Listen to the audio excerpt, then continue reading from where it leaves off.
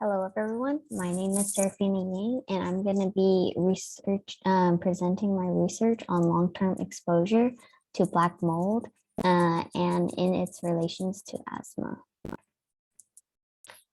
So for my introductions, there are about over 1 million species of mold on the planet. And while most are not immediately dangerous to humans, there are some that can cause severe harm, such as molds that are related to hypersensitive disease, like allergic bronchopulmonary aspergillosis or fungal sinusitis. While black mold is normally found in housing or buildings with water damage or areas with excessive damage, long-term exposure to black mold, however, is thought to be associated with asthma. And in general, touching or inhaling mold spores can increase one's likelihood of becoming allergic to the substance. And although it is still inclusive whether to say that black mold directly causes asthma or it has a direct effect on children's respiratory illness, it does increase the risk of triggering allergies and asthma. And although the cause of asthma is not known, however, what we do know is that it is a response that is from the immune system to foreign substances within the lungs. And asthma attacks can range from mild to severe. And many things can actually cause a patient's symptoms to worsen, such as like triggers. And with proper infrastructure and better building designs, we can create more efficient indoor thermal environments to decrease the growth of black mold, which also decreases possible asthma triggers.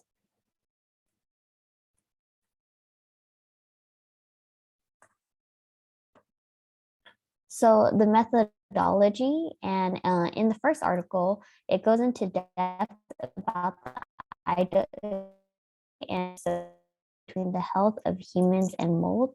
Our second article compares asthma with mold sensitization and the concentration of indoor mold using a case control study between patients with asthma who are mold sensitized and patients who are not mold sensitized. In Article 3, we look at how long it takes for sensitized participants to start experiencing asthma exacerbations and at which level of the allergen exposures. In Article 4, we examine the topic of how building designs and infrastructure impact indoor mold risk, exposure risk. And in the last article, we investigate the connections between the health of, or they investigated the connections between the health of children in the 3rd or 4th grade in Winnipeg, specifically respiratory illnesses and asthma prevalence, along with their housing situations. So why is infrastructure important? In 2021, there has been a strong evidence that supports that allergic reactions along with asthma symptoms can be increased with by exposures to molds listed below. And there are connections between dampness, respiratory health, in a sense that we already know that inhaling mold over a period of time, whether it's a day or over a course of a month, can create various illnesses that can lead to a long road of health problems.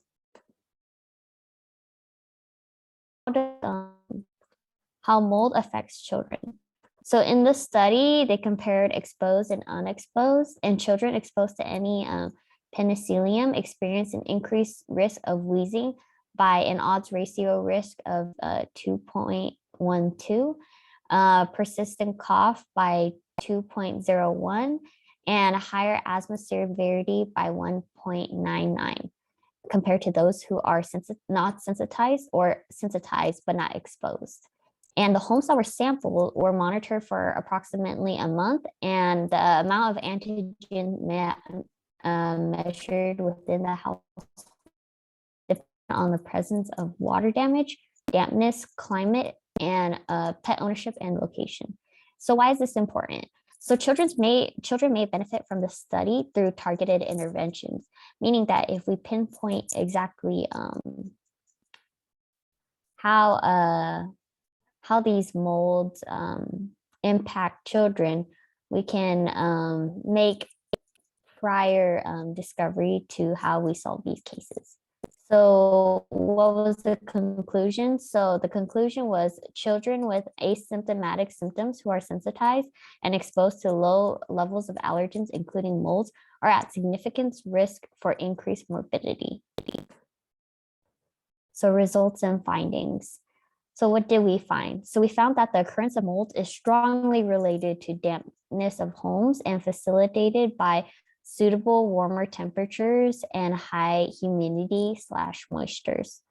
What we also found was the sensitization to a humigatus is associated with an increased risk of severe asthma. And what research also found was more research on the penicillium was recommended because this exposure was found to be possibly associated with more pronounced impaired lung function. Fungi, although in conclusion, fungi alone is most certainly not responsible for many health effects attributed by them, much less, black mold. Although they might not be solely responsible, they do have some sort of effect. So in conclusion, the decrease that molds can cause are restricted to allergies, hypersensitive, and infection. And although humans are not exposed to enough mycotoxins to develop illnesses, unless they ingest toxic quantities of mycotoxins or become exposed to intense organic dust storms. Specific standards and critical value for indoor humidity controls and acceptable amount mold concentration prioritized.